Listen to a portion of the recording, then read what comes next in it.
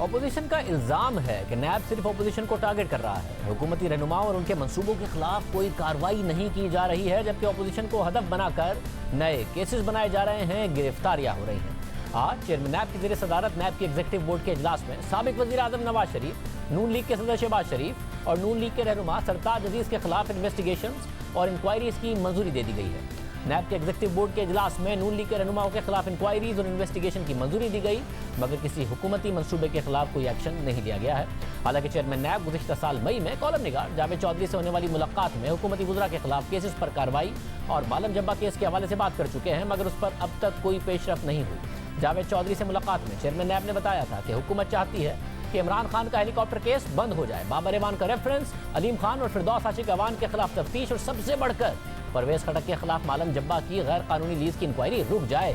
मालम जब्बा case से मुताल्लिक chairman नैब ने कहा कि ये अब चंद दिन की बात है, रेफरेंस मुकम्मल हो चुका है और आप बहुत जल्द परवेज खटक को भी लॉकअप में देखेंगे।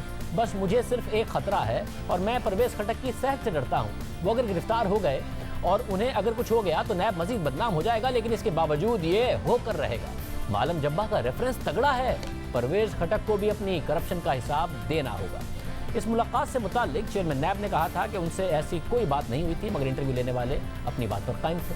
और फिर उसके बाद चेयरमैन नैब ने गुज़िश्ता साल दिसंबर में दोबारा कहा कि मालम जब्बा और बीआरटी केस में रेफरेंस तैयार है, मगर मामला अदालत में है, इसलिए पेशरफ नहीं हो रही। कल एक टीवी पे एक साहबा तशरीफ लाई थी जो बहुत बड़ी पॉलिटिशियन भी हैं, उन्होंने ये दो बातें की कि नैब कर क्या रहा है, नैब तो बीआरटी में एक्शन नहीं ले रहा, नैब कर क्या रहा है, वो मालम जब्बा में एक्शन नहीं ले रहा। उनका शायद ये इल्म नहीं है कि दोनों एक्शन तैयार है। ऐसी बात नहीं है कि एक्शन तैयार नहीं है, रेफरेंसेस तैयार हैं, लेकिन जब अदालतों से स्टे विकेट होंगे तो फिर बारी आएगी ना रेफरेंसेस फाइल करने की। और आप यकीन करें कि ये बारी ज़रूर आएगी, देर आयद दुरुस्त आयद। काफ़ी देर हो गई है मगर बारी नहीं आई है। पेशावर हाईकोर्ट ने नैब को बीआरटी पेशावर मंसूबे की तहकीकात का हुक्म दिया था, जिसे खैबर पख्तूनख्वा हुकूमत ने सुप्रीम कोर्ट में चैलेंज कर दिया था और फिर सितंबर 2018 में सुप्रीम कोर्ट ने स्टे ऑर्डर जारी कर दिया।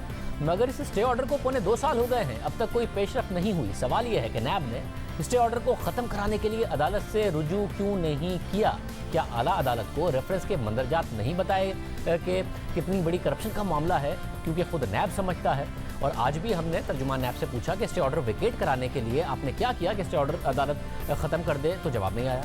इसी तरह चेयरमैन नैब ने मालम जब्बा केस के हवाले से कहा कि इसमें रेफरेंस तैयार है, मगर इस हवाले से भी उन्होंने अदालती हुक्म की आड़ दी। मगर जब हमने तहकीकात की तो पता चला कि कुछ फरीक़ैन अदालत गए हुए हैं, मगर अदालत ने तहकीकात से नहीं रोका। इस हवाले से मुसलसल हम नैब से पूछते रहे। जब हमने मार्च में तर्जुमान नैब से पूछा तो उन्होंने कहा कि मालम जब्बा का केस अभी ज़ेर तफ्तीश है, उसे नैब के एग्जीक्यूटिव बोर्ड की मीटिंग में पेश कर दिया जाएगा और एग्जीक्यूटिव बोर्ड का जो भी फैसला होगा उससे सबको आगाह कर दिया जाएगा। गुज़िश्ता साल दिसंबर में चेयरमैन नैब ने कहा था कि रेफरेंस तैयार है। उसके बाद नैब के एग्जीक्यूटिव बोर्ड की 7 मीटिंग्स हो चुकी हैं, 7।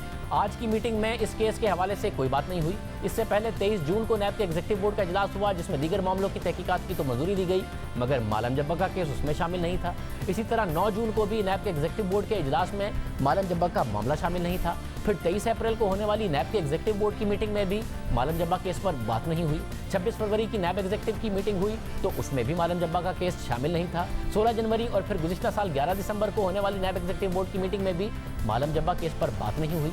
अब तक मालम जब्बा केस के हवाले से कोई पेशरफ सामने नहीं आई है। आज भी हमने तर्जुमान नैब से पूछा कि आज के नैब के एग्जीक्यूटिव बोर्ड के इजलास में मालम जब्बा केस से मुताल्लिक क्या फैसला हुआ है, तो उन्होंने जवाब दिया कि आज की नैब एग्जीक्यूटिव बोर्ड की मीटिंग लाहौर के केसेस से मुताल्लिक थी। और जब हमने उनसे पूछा कि चेयरमैन नैब ने गुज़िश्ता साल दिसंबर में कहा था कि मालम जब्बा का रेफरेंस तैयार है, जब से लेकर अब तक एग्जीक्यूटिव बोर्ड की मीटिंग्स में क्या मालम जब्बा में कोई पेशरफ नहीं हुई, तो उन्होंने फिर कोई जवाब नहीं दिया। दिसंबर से लेकर आज तक 7 नैब की एग्जीक्यूटिव बोर्ड की मीटिंग हुई है, मुतादिद इंक्वायरीज और इन्वेस्टिगेशंस की मंजूरी हुई, मगर जब रेफरेंस बकौल नैब चेयरमैन 7 माह पहले तैयार था उसका जवाब नहीं दिया जा रहा और उस पर कोई गिरफ्तारी भी नहीं हो रही। चेयरमैन नैब ने खुद कहा था कि इन दोनों केसेस में रेफरेंस तैयार है। नैब की तरफ से रेफरेंस तैयार होने का मतलब यह है कि नैब समझता है कि इस केस में करप्शन हुई है, इसलिए उसने पहले इंक्वायरी की, फिर इन्वेस्टिगेशन की और फिर उसके बाद रेफरेंस तैयार किया। मगर इन दोनों केसेस में गिरफ्तारी नहीं की गई। जिस तरह अपोजिशन रहनुमाओं को बुलाकर बार बार तहकीकात की जाती है, क्या उस तरह परवेज खटक के साथ हुआ? अपोजिशन पहले ही इल्ज़ाम लगा रही है कि जब से चेयरमैन नैब की मुबैना वीडियो सामने आई है वो कॉम्प्रोमाइज़ हैं, वो हुकूमतों के हाथों में कठपुतली बने हुए हैं। राना सनाउल्लाह ने फिर ये मामला उठाया। सिर्फ एक ही बात के पीछे लगे हुए हैं। देखिए जी, हमने कोई नैब का चेयरमैन हमने बनाया है, नैब का चेयरमैन तो आपने बनाया है, दुरुस्त है जनाब स्पीकर। नैब के चेयरमैन की वीडियो किसने बनाई है? आपने। नैब के चेयरमैन की वीडियो दिखाई किसने है? आपने। वो जो तैयबा गुल थी उसका राब्ता किससे हुआ था? आपसे। उसके खिलाफ जो इंक्वायरीज थी वो किसने ख़त्म करवाई? आपने। उसका जो खामन था फारूक मलिक, वो जेल में था, उसको बाहर किसने निकलवाया? आपने। उसकी जो बकिया 5 वीडियोस हैं वो किसके पास है? आपके पास। चेयरमैन नैब ने ये फरमाया था कि अगर मैं 10-15 बंदे पकड़ लूं तो हुकूमत जो है वो धड़ाम से गिर जाएगी, और उनमें से एक आदमी ऐसा है कि अगर मैं उसको पकड़ लूं तो उसकी सेहत इतनी कमज़ोर है कि मुझे ख़तरा है कि उसको कुछ हो ना जाए। जब चेयरमैन नैब ने ये प्रेस कॉन्फ्रेंस की तो उसके बाद जो है वो फिर ये वीडियो आ गई, और उसके बाद जो है वो चिरागों में रोशनियां रही। तो ये जनाब चेयरमैन जो है ये आपका जो है वो एहतसाब है, और इस एहतसाब से आप खौफ, इंतकाम, तकब्बर, और ये खौफ जो है ये आपके अंदर जो है वो पता नहीं क्यों इतना समाया हुआ है। ये सवाल ही ऑपोजिशन बार बार उठा दी।